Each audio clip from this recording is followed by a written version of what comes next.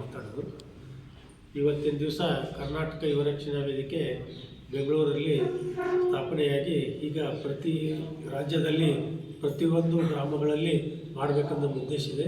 ಈಗ ಸುಮಾರು 23 ಜಿಲ್ಲೆಗಳಲ್ಲಿ ಈಗ ನಮ್ಮ ಕೆಲಸ ಪ್ರಾರಂಭವಾಗಿದೆ.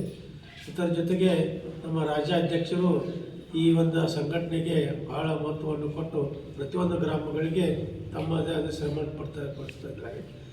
ನಮ್ಮ ಈ ರಕ್ಷಣಾ ವೇದಿಕೆ ಕೆಲಸ ಅಂದರೆ ಈ ಸಂಘಟನೆ ಒಂದೇ ಮಾಡೋದಲ್ಲ, ಇದರ ಜೊತೆಗೆ ರೈತ ಹಾಗೂ ಸೈನಿಕ ಮತ್ತು ಕಾರ್ಮಿಕ ಘಟಕ ಇವರೆಲ್ಲರೂ ಗುರುತಿಸಿ ಅವರಿಗೆ ಯೋಗ್ಯವಾದ ಸನ್ಮಾನವನ್ನು ಮಾಡೋದು ಮತ್ತು ಅವ್ರ ಜೊತೆಗೆ ಪ್ರೋತ್ಸಾಹವನ್ನು ಕೊಡುವಂಥ ಕೆಲಸವನ್ನು ನಾವು ಮಾಡ್ತಾಯಿದ್ದೇವೆ. ಹಿಂದೆ ಬೆಳಗಾವಿ ಜಿಲ್ಲೆಯಲ್ಲಿ ನಮ್ಮದು ಸೆಪ್ಟೆಂಬರ್ 1ನೇ ತಾರೀಕು ಜಿಲ್ಲಾ ಘಟಕ ಉದ್ಘಾಟನೆ ಆಯಿತು. ಆವಾಗ ಎಲ್ಲ ಕ್ಷೇತ್ರಗಳಲ್ಲಿ ಸಾಧನೆ ಮಾಡಿದಂಥ ಸಾಧಕರನ್ನು ಕರೆಸಿ ಅವರಿಗೆ ದೊಡ್ಡ ಪ್ರಮಾಣದಲ್ಲಿ ಸನ್ಮಾನ ಮಾಡಿದ್ವಿ. ಇವತ್ತಿನ ದಿವಸ ಬೆಳಗಾವಿಯಲ್ಲಿ ಶಾಸಕ ಅಭಯ್ ಪಾಟೀಲ್ ಅವರು ಕನ್ನಡ ವಿರೋಧಿ ಕೂಗನ್ನು ಕೇಳಿಸಿದ್ದಕ್ಕಾಗಿ ಇವತ್ತು ನಮ್ಮಲ್ಲಿ ಪ್ರೊಟೆಸ್ಟ್ ಇದೆ ಮಾಡ್ತಾ ಇದ್ದಾರೆ.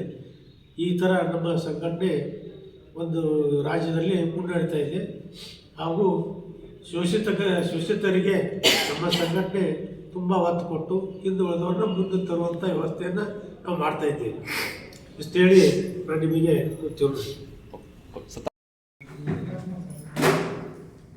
ಕರ್ನಾಟಕ ಯುವ ರಕ್ಷಣಾ ವೇದಿಕೆಯ ವಿಜಯಪುರ ಜಿಲ್ಲಾ ಪದಾಧಿಕಾರಿ ಕಾರ್ಯಕ್ರಮಕ್ಕೆ ಆಹ್ವಾನಿಸಿದಂಥ ರಾಜ್ಯ ಅಧ್ಯಕ್ಷರಾದಂಥ ಮತ್ತು ಕರ್ನಾಟಕ ಯುವ ರಕ್ಷಣಾ ವೇದಿಕೆಯ ಸಂಸ್ಥಾಪಕ ರಾಜ್ಯಾಧ್ಯಕ್ಷರಾದಂಥ ಸುನೀಲ್ MS ಅವರಿಗೆ ಕೂಡ ಈ ವೇದಿಕೆಗೆ ಮತ್ತು ಈ ಕಾರ್ಯಕ್ರಮಕ್ಕೆ ಸ್ವಾಗತವನ್ನು ಕೋರುತ್ತಾ, ಅದೇ ರೀತಿಯಾಗಿ ರಾಜ್ಯ ಉಪಾಧ್ಯಕ್ಷರಾದಂಥ ಮಹಂತೇಶ್ ಕೂಲಿನಣ್ಣವರಿಗೆ ಕೂಡ ಈ ವೇದಿಕೆಗೆ ಸ್ವಾಗತವನ್ನು ಕೋರುತ್ತಾ, ಮತ್ತು ನಮ್ಮ ಆತ್ಮೀಯ ಕೊಪ್ಪಳ ಜಿಲ್ಲಾ ಅಧ್ಯಕ್ಷರಾದಂಥ ಲಕ್ಕಪ್ಪಣ್ಣ ರಾಠೋಡ್ ಇವರು ಕೂಡ ನಮ್ಮ ಈ ಕಾರ್ಯಕ್ರಮಕ್ಕೆ ಆಗಮಿಸಿ ಈ ಕಾರ್ಯಕ್ರಮವನ್ನು ಒಂದು ಉನ್ನತ ಮಟ್ಟದಲ್ಲಿ ಶುಭ ಹಾರೈಸ್ತಕ್ಕಂಥ ಕೆಲಸವನ್ನು ಮಾಡಿದ್ದಾರೆ. ಅವರಿಗೂ ಕೂಡ ಈ ವೇದಿಕೆಗೆ ಸ್ವಾಗತವನ್ನು ಕೋರುತ್ತಿದ್ದೇವೆ. ಮತ್ತು ಅದೇ ರೀತಿಯಾಗಿ ನಮ್ಮ ಕರೆಗೆ ಹೋಗೊಟ್ಟು ಯುವ ಘಟಕ ಕಾರ್ಯದರ್ಶಿಗಳಾದ ಗೋಪಿ ಅಣ್ಣ ಅವರಿಗೂ ಕೂಡ ಈ ಕಾರ್ಯಕ್ರಮಕ್ಕೆ ಸ್ವಾಗತವನ್ನು ಮಾಡುತ್ತಾ, ಮತ್ತು ದೊಡ್ಡಬಳ್ಳಾಪುರ ತಾಲೂಕು ಕಾರ್ಯದರ್ಶಿಯಾದ ದರ್ಶನ್ ಅವರಿಗೂ ಕೂಡ ಈ ವೇದಿಕೆಯನ್ನು ಉದ್ದೇಶಿಸಿ ಮಾತನಾಡಿ ಮತ್ತು ಈ ಕಾರ್ಯಕ್ರಮಕ್ಕೆ ಆಹ್ವಾನಿಸಿ ಒಂದು ಯಶಸ್ವಿ ಮಾಡಿದಂಥ ಅವರಿಗೂ ಕೂಡ ಈ ಒಂದು ವೇದಿಕೆಗೆ ಸ್ವಾಗತವನ್ನು ಕೋರ್ತಾ ಇದ್ದೇನೆ. Okay sir.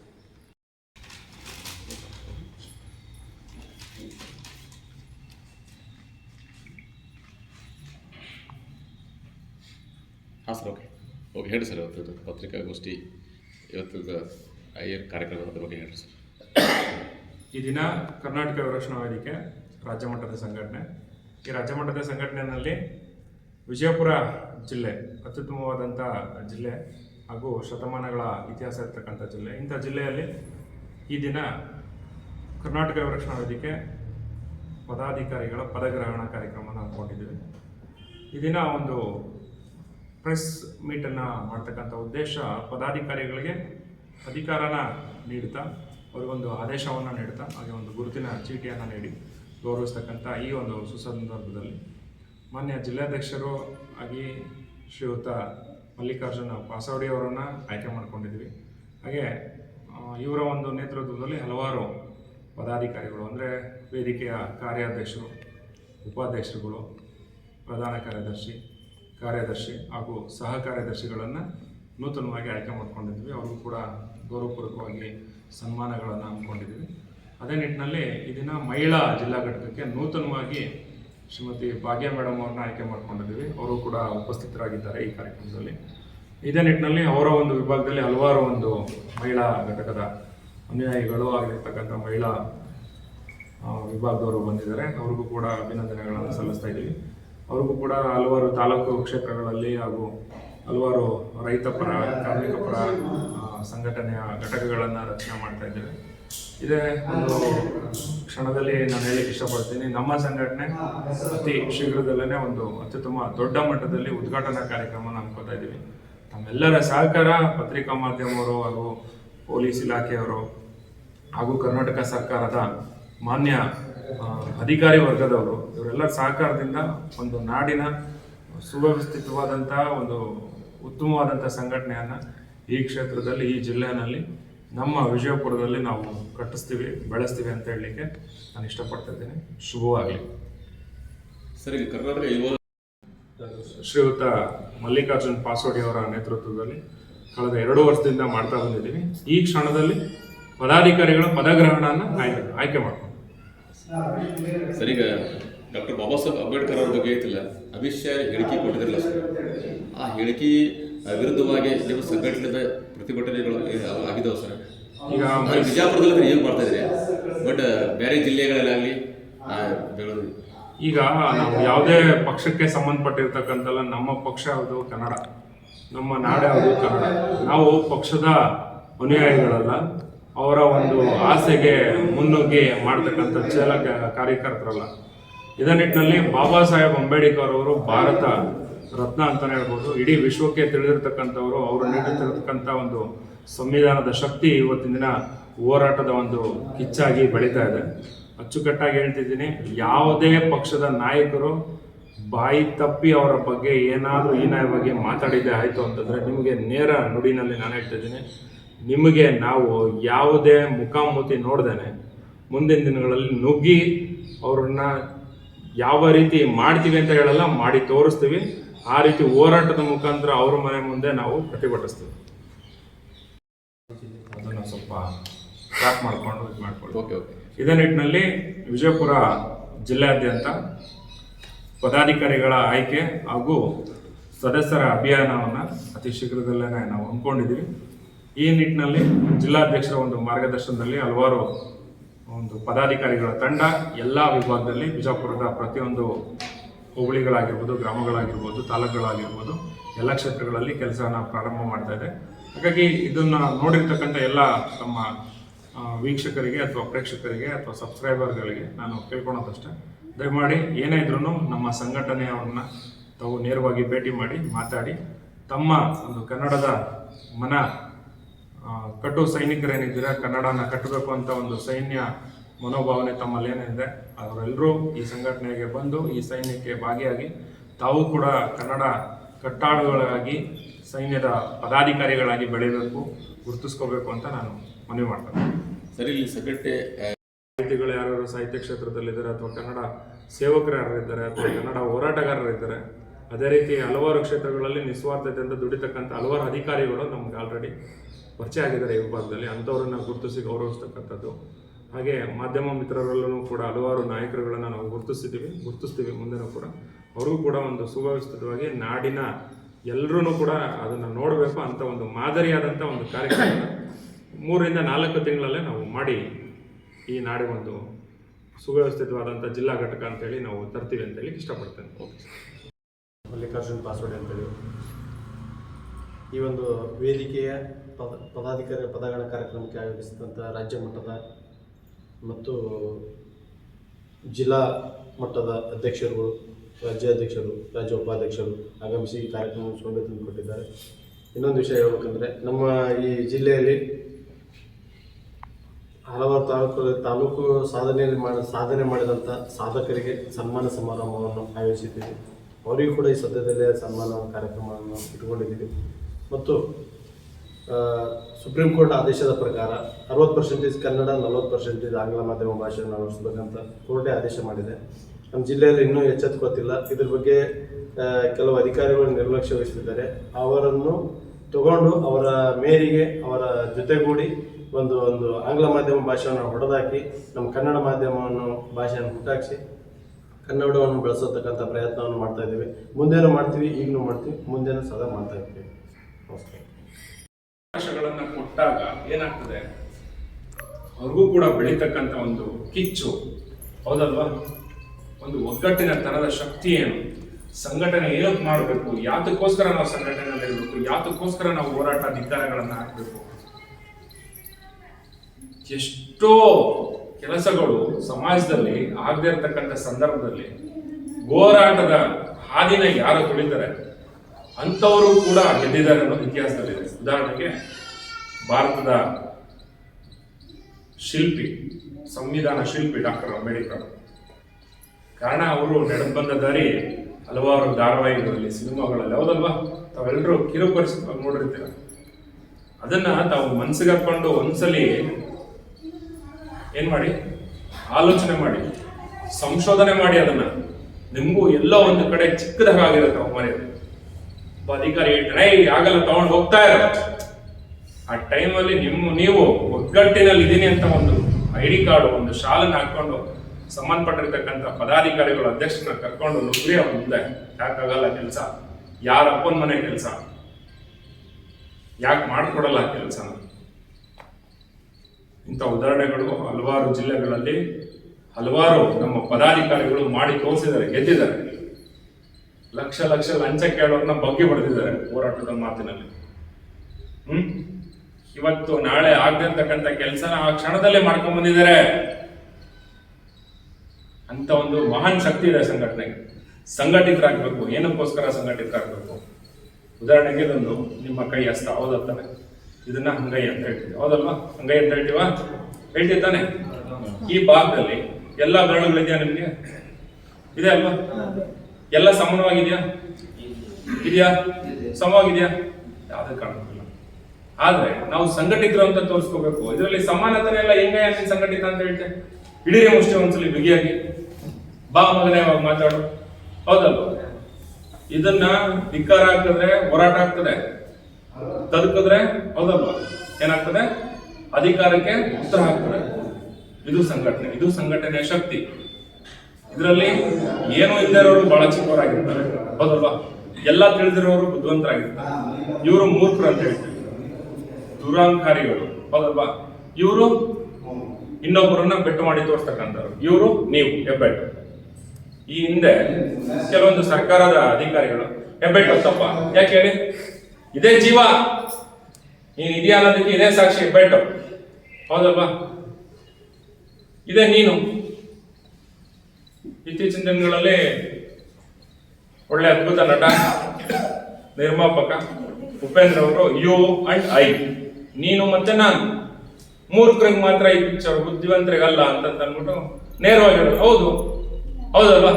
ನಾವು ಮೂರ್ಖರಾಗಿ ಏನ್ ಮಾಡ್ತಾ ಇದ್ದೀವಿ? ಭರತ ಮಾತೆಯನ್ನ ಅಥವಾ ಭೂಮಿ ತಾಯಿಯನ್ನ ಏನ್ ಮಾಡ್ತಾ ಇದ್ವಿ? ದಿನಂಪ್ರತಿ ಹಾಳು ಮಾಡ್ತಾ ಇದ್ವಿ, ಹೌದಲ್ವಾ? ನಾವು ಬಳಸ್ತಕ್ಕಂಥ ಶುಭೋದಯ ಅಂತ ಏನೇ ಹೇಳ್ತೀವಲ್ವಾ, ಹೌದಾನೆ? ರಾತ್ರಿ ಹಾಕಿರ್ತಕ್ಕಂಥ ಗುಡ್ ನೈಟ್ ಪ್ಯಾಂಟನ್ನು ಆಫ್ ಮಾಡ್ತೀವಿ. ಅದು ರಾತ್ರಿ ಎಲ್ಲ ಉರ್ದು ಪೊಲ್ಯೂಷನ್ ಮಾಡಿರುತ್ತೆ, ಕರೆಕ್ಟಾ? ಅಲ್ಲಿಂದ ಪ್ರಾರಂಭ ನಾವು ಭೂಮಿನ ಹಾಳು ಮಾಡೋದು. ಆಮೇಲೆ ಕೆಮಿಕಲ್ನ ಬಾಯಿಗೆ ಕುಚ್ತೀವಿ, ನಾವು ಅದನ್ನ ತಿಂತೀವಿ, ಮತ್ತೆ ತಾಯಿ ಭೂಮಿಗೆ ಏನ್ ಮಾಡ್ತೀವಿ? ಮುಗಿತೀವಿ, ಹೌದಲ್ವಾ? ಸೋಪ್ ಹಾಕಿ ಕುಚ್ತೀವಿ ಮುಖನ. ಅಲ್ಲಿ ಲಕ್ಷ ಕೊಂಡವಳು ಮಾತ್ರ ಬೆಳ್ಳಗಾಗಿರ್ತಾಳೆ, ನಾವು ಮಾತ್ರ ಹಂಗೆ ಇರ್ತೀವಿ. ಮೂರ್ಖತನ ತಾನೇ ನಾವು ಮಾಡ್ತಾ ಇರೋದು. ಮನೆಯಲ್ಲಿ ಎಷ್ಟೊಂದೆಲ್ಲ ಆಯುರ್ವೇದಿಕ್ ಟ್ರೀಟ್ಮೆಂಟ್ಸ್, ಕಡ್ಲೆ ಇಟ್ಟು, ಅಲ್ವಾ? ಈ ಆಲೂಗಡ್ಡೆ ಮತ್ತೆ ಟೊಮೊಟೊ ಟ್ರೀಟ್ಮೆಂಟ್, ಅದೆಲ್ಲ ಆಯುರ್ವೇದಿಕ್. ನ್ಯಾಚುರಲ್ ಆಗಿ ನೀವು ಬೆಳಗಾಗ್ಬೋದು, ನ್ಯಾಚುರಲ್ ಆಗಿ ಬೇಕಾಗಿರೋ ಕಲರ್ಗೆ ನೀವು ಶೇಡ್ ಅನ್ನ ಕನ್ವರ್ಟ್ ಮಾಡ್ಕೋಬಹುದು, ಸತ್ಯ ಅದು. ಆದ್ರೆ ಲೇಟ್ ಆಗಿ ಏನ್ ಬರುತ್ತೆ? ರಿಸಲ್ಟ್ ಬರುತ್ತೆ. ಆದ್ರೂ ನಿಮ್ಮ ಸೌಂದರ್ಯ ಶಾಶ್ವತವಾಗಿ ಉಳಿತದೆ, ಯಾವುದು ಸೈಡ್ ಎಫೆಕ್ಟ್ ಇರಲ್ಲ. ಹಾಗಾಗಿ ಈ ಒಂದು ಅವತಾರಗಳನ್ನ ನಾವು ಡೈಲಿ ಅಂದ್ರೆ ದಿನಂಪ್ರತಿ ಏನ್ ಮಾಡ್ತಿದೀವಿ? ಭೂಮಿಗಾಗಿ ಹೊರೆನ ಓಡಿಸ್ತಾ ಇದ್ದೀವಿ. ಮೂರ್ಖತನ ತಾನೆ. ಅದೇ ನಾವು ಒಂದು ಒಳ್ಳೆತನದಿಂದ ಏನೋ ಒಂದು ಒಳ್ಳೆ ಕೆಲಸ ಮಾಡ್ಬೇಕಂದ್ರೆ ಒಗ್ಗಟ್ಟಿಂದ ಮುಷ್ಟಿ ಕೆಲಸ ಹಾಗೆ ಆಗುತ್ತೆ. ನೀವು ಒಗ್ಗಟ್ಟಿತರಾಗಿದ್ದೀವಿ, ಸಂಘಟಿತರಾಗಿದ್ದೀವಿ ನಾವು ಅಂತ ಅನ್ನೋದಕ್ಕೆ ಕಾರಣಗಳು ನಾನಾ ತರ ಇದೆ ಇವತ್ತಿನ ದಿನ. ಆದ್ರೆ ಸಂಘಟನೆ ನೀವು ಕಟ್ಟಲಿಲ್ಲ ಅಂತಂದ್ರೆ ನಿಮ್ಮ ವಿಭಾಗದಲ್ಲಿ ನಿಮ್ಮನ್ನ ನೀವು ಇನ್ನೊಬ್ರಿಗೆ ಏನ್ ಮಾಡ್ತೀರಾ? ತುಳಿಯೋ ದಾರಿ ಮಾಡ್ಕೊಡ್ತೀರಾ. ಒಬ್ಬನ್ನ ತುಳಿದ ಅಧಿಕಾರಿಗೆ ಏನ್ ಬರುತ್ತೆ? ಜಾಸ್ತಿ ಬರುತ್ತೆ. ಒಬ್ಬನಿಗೆ ಮೋಸ ಮಾಡಿದ್ದೀನಿ, 100 ಜನಕ್ಕೆ ಮೋಸ ಮಾಡೋದು ದೊಡ್ಡದ? ಹೌದಲ್ಲ? 100 ಜನಕ್ಕೆ ಮೋಸ ಮಾಡ್ಬಿಡ್ತಾನೆ. ಇದ್ಯಾವ ಲೆಕ್ಕ? ನಾನು ದೊಡ್ಡ ಡಿಪಾರ್ಟ್ಮೆಂಟ್ ಹೋಗ್ಬಿಟ್ಟು ಇಡೀ ಸಮಾಜನ ಹಾಳು ಮಾಡ್ತೀನಿ. ಅಲ್ಲಿ 100 ಜನದ ಹತ್ರ ಲಂಚ ತಿಂದಿದ್ದೆ, ಇಲ್ಲಿ ಲಕ್ಷಾಂತರ ಜನದಿಂದ ಏನ್ ಬರುತ್ತೆ ನಮ್ಗೆ? ಹೌದಾನೆ? ನಾನು ಆಡಿದ್ದೆ ಆಟ, ಉಡಿದ್ದೆ ಊಟ. ಅನ್ಯಾಯನ ತಡೆಗಟ್ಟವ್ರ ಯಾರು? ಅಂತ ವಿರೋಧಿಗಳಿಗೆ ಧಿಕ್ಕಾರಗಳು ಹಾಕೋರು ಯಾರು? ಹೋರಾಟಗಾರರು. ಹೋರಾಟಗಾರರು ಅಂದ್ರೆ ಯಾರು? ನೀವುಗಳು, ನಾವುಗಳು, ಸಂಘಟಿತರು. ಇದನ್ನ ನೀವು ಯಾರು ಮರಿಬಾರ್ದು. ಇದೇ ನಿಟ್ಟಿನಲ್ಲಿ ಪ್ರಥಮವಾಗಿ ನಮ್ಮ ಸಂಘಟನೆಯ ಮಾನ್ಯ ಜಿಲ್ಲಾಧ್ಯಕ್ಷರಾಗಿರ್ತಕ್ಕಂಥ ವಿಜಯಪುರ ಜಿಲ್ಲೆಯ ಮಲ್ಲಿಕಾರ್ಜುನ ಪಾಸೋಡಿ ಅವರು ಜಿಲ್ಲಾಧ್ಯಕ್ಷ ಸ್ಥಾನನ ತಗೊಂಡಿದ್ದಾರೆ. ಹಲವಾರು ನಾಯಕರು ಹಲವಾರು ಪದಾಧಿಕಾರಿಗಳ ಹುದ್ದೆಗಳನ್ನು ಆಯ್ಕೆ ಮಾಡ್ಕೊಂಡಿದ್ದೀರಾ. ಮೊನ್ನೆ ಮಹಿಳಾ ಏನು ಕಣ್ಮಣಿಗಳಿದ್ದೀರಾ, ತಾವು ಕೂಡ ತಮ್ಮ ತಮ್ಮ ಆಯ್ಕೆಗಳನ್ನು ಆಯ್ಕೆ ಮಾಡ್ಕೊಂಡಿದ್ದೀರಾ. ಪದಾಧಿಕಾರಿ ಅನ್ನೋದು ಹುದ್ದೆ ನಾನು ಆಗ್ಲೇ ಹೇಳಿದೆ ಸ್ಟಾರ್ಟಿಂಗ್ ಇಂದ, ಹೌದಲ್ವ? ನೀವು ಅದನ್ನ ಕೈ ಬಿಟ್ರೆ ನಿಮ್ಮ ಸ್ಥಾನಕ್ಕೆ ಇಮಿಡಿಯೇಟ್ ಆಗಿ ಏನ್ ಮಾಡ್ತಾರೆ, ಬಂದು ಕಬಳಿಸ್ಕೋತಾರೆ, ಕಬ್ಜ ಮಾಡ್ತಾರೆ. ಅಯ್ಯೋ, ನನ್ನಲ್ಲಿ ಆ ತನ ಇತ್ತು, ನನ್ನಲ್ಲಿ ಒಡನಾಟ ಇತ್ತು, ನನ್ನಲ್ಲಿ ಸಂಘಟನೆ ಕಟ್ಟತಕ್ಕಂಥ ಶಕ್ತಿ ಇತ್ತು, ನನ್ನನ್ನು ಯಾಕೆ ಗುರುತಿಸ್ಲಿಲ್ಲ? ಕಾರಣ ನೀವೇನು ಕೆಲಸ ಮಾಡಲಿಲ್ಲ ಸಂಘಟನೆಯಲ್ಲಿ, ಹೌದಲ್ವಾ? ನೀವು ಕೆಲಸ ಮಾಡಿದ್ದೇ ಆಯ್ತು ಅಂತಂದ್ರೆ ಈ ಒಂದು ಕನ್ನಡಾಂಬೆ ನೀವು ನೋಡ್ತಾ ಇದ್ದೀರಾ, ಕರ್ನಾಟಕದಲ್ಲಿ ಒಂದು ತರ ಜನ ಇದ್ದಾರ? ಇಲ್ಲ, ಹಲವಾರು ತರ ಜನಗಳಿದ್ದಾರೆ. ಹಲವಾರು ದೇಶ ವಿದೇಶದಿಂದ ಬಂದಿದ್ದಾರೆ. ಬರೀ ನಮ್ಮ ಭಾರತದವರಲ್ಲ, ದೇಶ ವಿದೇಶದಿಂದ ಬಂದು ಇಲ್ಲಿ ಕನ್ನಡನ ರಿಸರ್ಚ್ ಮಾಡ್ತಿದ್ದಾರೆ, ಹುಡುಕ್ತಾ ಇದ್ದಾರೆ, ಸಂಶೋಧನೆ ಮಾಡ್ತಾ ಇದ್ದಾರೆ. ಸೂಜಿಗಳಿಂದ ಚುಚ್ಚಿ ಚುಚ್ಚಿ ತೆಗಿತಾ ಇದ್ದಾರೆ ಕಣಗಳನ್ನ. ಯಾಕೆ? ಇತಿಹಾಸ ಅಂತದ್ದು, ಕರ್ನಾಟಕದ ಇತಿಹಾಸ, ಕರ್ನಾಟಕದ ನಮ್ಮ ಕನ್ನಡ ಭಾಷೆ 3,000 ನಮ್ಮ ಅಣ್ಣ ಅಂತಾನೆ ಹೇಳ್ಬೋದು ಅವ್ರನ್ನ. ಯಾಕಂದ್ರೆ ಇವತ್ತಿನ ದಿನ ಒಬ್ರು ಹಿರೀಕರು ಎಲ್ಲ ಜಿಲ್ಲೆಗಳಿಗೂ ಬಂದು ನನ್ನೊಟ್ಟಿಗೆ ನಿಂತು, ನಾನು ಬರೋಕಿನ ಮುಂಚೆನೆ ಪಾಪ ಅವ್ರಿಗಿದ್ರು. ಯಾತಕ್ಕೋಸ್ಕರ ಏನಾದ್ರು ಚಿಕ್ಕ ಪುಟ್ಟದ್ದು ಬೇಕಾದ್ರೆ ಅದನ್ನ ಸರಿಪಡಿಸ್ಬೇಕು, ಹೌದಲ್ವಾ ಅಂತ ಮಾರ್ಗದರ್ಶಕರ ಸ್ಥಾನದಲ್ಲಿ ಅವ್ರು ಇರೋದು ಬಹಳ ಅದ್ಭುತ. ಮಾಂತೇಶಣ್ಣ ಅಂತಂದ್ರೆ ಇಡೀ ರಾಜ್ಯಕ್ಕೆ ಅವರು ಹೆಸರುವಾಸಿ ಆಗ್ತಾ ಇದ್ದಾರೆ. ಆ ತರ ನೀವುಗಳು ಹಾಕ್ಬೇಕು ಅಂದ್ರೆ ನಿಸ್ವಾರ್ಥ ಸೇವೆಯಿಂದ ದುಡಿಬೇಕು. ಅವ್ರು ಏನು ಹುಟ್ಟು ಶ್ರೀಮಂತರನ್ನೆಲ್ಲ, ಪಾಪ ಕಡುಬಡವರು ಇವತ್ತಿಗೂ ಕೂಡ ಭೂಮಿ ತಾಯಿ ಸೇವೆ ಮಾಡ್ತಿದ್ದಾರೆ. ಅಂತ ಒಂದು ವರ್ಗದಲ್ಲಿ ಅವರು ರೈತ ಕುಟುಂಬದವರು. ಮೂಲತಃ ಡಾಕ್ಟರ್ ವೃತ್ತಿಯಿಂದ ಜೀವನನೇ ಬೇಡ, ಡಾಕ್ಟರ್ ವೃತ್ತಿ ಜೀವನನೇ ಬೇಡ ಅಂತೇಳಿ ಅದನ್ನ ತ್ಯಾಗ ಮಾಡಿ ರೈತರಾಗಿ ಕೆಲಸ ಮಾಡ್ಕೊತಾ ಸಮಾಜದಲ್ಲಿ ಮಾರ್ಗದರ್ಶಕರು 4 ಜನ ಬಂದವರಿಗೆ ಬುದ್ಧಿ ಹೇಳಿ, ತಿಳುವಳಿಕೆಗಳನ್ನು ಹೇಳಿ, ಇಂಥದನ್ನೆಲ್ಲ ಮಾಡ್ತಾ ಅವರು ಮೇಲ್ ಬರ್ತಾ ಇದ್ದಾರೆ. ಕೆಲವೊಂದು ವರ್ಗದವರು ಹಣದಿಂದ ಬಿದ್ದು ಹಣ ಅಂದ್ಕೊಂಡು ಹೆಣ ಆಗೋ ತನಕನು ದುಡ್ದು ಹೆಣ ಆಗಿ ಒಂದಿನ ದಿಕ್ಕು ದಶೆ ಇಲ್ದಂಗೆ, ಹೌದಲ್ವಾ, ದಿಕ್ಕಾಪಾಲ ಹೋಗ್ತಾ ಇದ್ದಾರೆ. ಅದಕ್ಕೂ ಬೆಲೆ ಅವ್ರನ್ನ ತಿಳ್ಕೊಂಡು ಯಾವುದು ಉತ್ತಮ ಯಾವುದು ಹೌದಲ್ವಾ ಬೇಡ ನಮ್ಮ ಜೀವನಕ್ಕೆ ಅಂತೇಳಿ ತಿಳುವಳಿಕೆಗಳನ್ನ ತಿಳಿದು ಮುಖಾಂತರ ಅಂತ ಮಹಾನ್ ವ್ಯಕ್ತಿಗಳೊಟ್ಟಿಗೆ ನಮ್ಮ ಸಂಘಟನೆ ಇನ್ನ ಉನ್ನತ ಮಟ್ಟಕ್ಕೆ ಬೆಳೀಲಿ ಅಂತ ತಾಯಿ ಭುವನೇಶ್ವರಿಯಲ್ಲಿ ಬೇಡ್ಕೊತಾ ನಮ್ಮೆಲ್ರಿಗೂ ಶುಭವಾಗ್ಲಿ. ಇವತ್ತಿನ ದಿನ ನೀವೆಲ್ಲರೂ ಏನ್ ಸಂಕಲ್ಪ ಮಾಡ್ಕೊಂಡಿದ್ದೀರಾ ಬಹಳ ಉನ್ನತ ಮಟ್ಟದಲ್ಲಿ ಅದು ಸಂಕಲ್ಪ ಈಡೇರಲಿ ಅಂತ ಮತ್ತೊಮ್ಮೆ ಭುವನೇಶ್ವರಿ ತಾಯಿನಲ್ಲಿ ಕೇಳ್ಕೊತಾ ಒಳ್ಳೆದಾಗ್ಲಿ. ತಮ್ಮೆಲ್ರಿಗೂ ಮತ್ತೊಮ್ಮೆ ಶುಭಾಶಯಗಳನ್ನ ತಿಳಿಸ್ತಾ ಶುಭವಾಗ್ಲಿ. ಇಲ್ಲಿ ಕೊಡ್ತಕ್ಕಂಥ ಒಂದು ID ಕಾರ್ಡ್ ಏನಿದೆ ಬಹಳ ಮಹತ್ವಗಳಲ್ಲಿ ಮನವಿ ಮಾಡ್ತೀನಿ. ಏನಪ್ಪಾ ಅಂದ್ರೆ ಈ ID ಕಾರ್ಡ್ಗಳಿಗೆ ಫೋಟೋ ಕಳಿಸ್ಬೇಕಾದ್ರೆ ಸೆಲ್ಫಿ ಹೊಡೆದು ಕಳಿಸೋದು, ನಿಮ್ಮ ಸ್ನೇಹಿತರಿಗೆ ನೀವು ಬುದ್ಧಿ ಹೇಳಬೇಕು, ಅದೆಲ್ಲ ವರ್ಕ್ ಆಗಲ್ಲ. ಇದೆಲ್ಲ ಮಾಡಕ್ ಹೋಗ್ಬೇಡಿ. ಇದು ಅರ್ಜೆಂಟಿಗೆ ಆಗಿರೋದು. ಡಿಸೈನರ್ ಕೂಡ ಸರ್ ಇದು ರಿಜೆಕ್ಟೆಡ್ ಕಾರ್ಡ್ ಅಂತಾನೆ ಹೇಳಿ ಕಳ್ಸಿದ್ದಾರೆ. ಅಂದ್ರೆ ಇದು ಫೋಟೋ ಇನ್ನೂ ಏನಾಗಿಲ್ಲ, ಸ್ಕ್ಯಾನ್ ಆಗಿಲ್ಲ. ಇದರಲ್ಲಿ ಬಹಳ ಕೆಲಸಗಳಿದೆ, ತುಂಬಾ ಎಂಕ್ವೈರಿಗಳಾಗ್ತದೆ. ಇಲ್ಲೂ ಒಂದು ಸ್ಮಾಲ್ QR ಕೋಡ್ ಇದೆ, ಇದು ಸ್ಮಾರ್ಟ್ QR ಕೋಡ್, ಇದ್ರೊಳಗಡೆ ಚಿಪ್ ಇದೆ. ಬಹಳ ಸೂಕ್ಷ್ಮವಾಗಿ ಹೊಸ ID ಕಾರ್ಡು, ಹಳೆ ID ಕಾರ್ಡ್, ಹೊಸ ID ಕಾರ್ಡ್ ತುಂಬಾ ಡೆವಲಪ್ಮೆಂಟ್ ಅನ್ನ ಮಾಡಿದೀವಿ. ಇದು ಈ ವರ್ಷದ ಒಂದು ಸ್ಪೆಷಲ್ ಕಾರ್ಡ್ ಅಂತ ಹೇಳ್ಬೋದು. ಇದು ನಾರ್ಮಲ್ ಕಾರ್ಡು, ಇದು ಕೂಡ ಚಿಪ್ಸೆಟ್ ಇದೆ, ಆದ್ರೆ ಇದರಲ್ಲಿ ವಿಶೇಷತೆ ಇದೆ. QR ಕೋಡ್ ಕೂಡ ಬೇರೆ ರೀತಿ ಡೆವಲಪ್ಮೆಂಟ್ ಮಾಡಿದ್ವಿ, ಕಾಣ್ತಿದ್ಯಾ? ಹಾಗಾಗಿ ಇದು ನಿಮ್ಗೆ ಕೊಡ್ತಕ್ಕಂಥ ಕಾಂಜಿ ಪಿಂಜಿ ID ಕಾರ್ಡ್ಗಳಲ್ಲ. ದಯಮಾಡಿ ತಮ್ಗೆಲ್ಲರಿಗೂ ಬಹಳ ರೆಸ್ಪಾನ್ಸಿಬಿಲಿಟಿನ ನಾವು ಅನಿಸ್ತಾ ಇದ್ದೀವಿ. ಹಾಗೆ ಬರೋ ಒಂದು ದಿನಗಳಲ್ಲಿ ಕೇವಲ ಕಾರ್ಮಿಕರಿಗೋಸ್ಕರ, ಮಹಿಳೆಯರಿಗೋಸ್ಕರ, ಹೌದಲ್ವಾ, ಮಕ್ಕಳಿಗೋಸ್ಕರ, ಸಾಂಸ್ಕೃತಿಕ ಕಾರ್ಯಕ್ರಮಗಳಿಗೋಸ್ಕರ ಆಯ್ಕೆಯಾದಂಥ ವಿವಿಧ ಕ್ಷೇತ್ರದಲ್ಲಿ ದಲಿತರಿದ್ದಾರೆ,